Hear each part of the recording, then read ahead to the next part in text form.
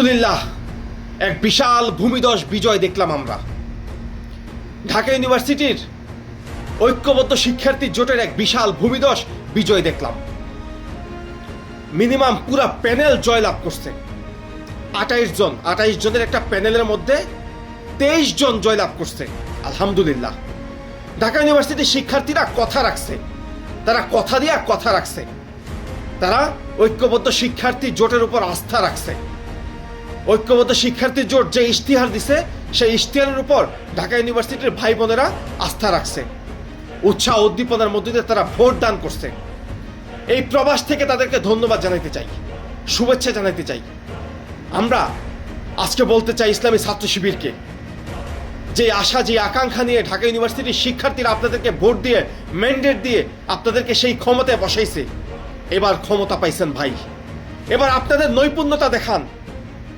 এবার আপনারা ঢাকা ইউনিভার্সিটির যত জায়গায় ঝামেলা আছে, সমস্ত ঝামেলাকে উপড়ে ফেলে দিয়ে আপনারা ঢাকা ইউনিভার্সিটিতে আমূল পরিবর্তন করে দেখায় দেন।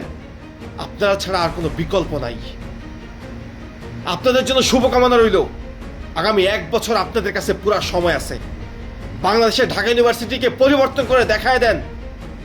ছাত্র শিবির ছাড়া বাংলাদেশকে পরিবর্তন করার আর কারো সাধ্য নাই। আপনাদের কাছেই বাংলাদেশের মানুষের এটাই চাওয়া।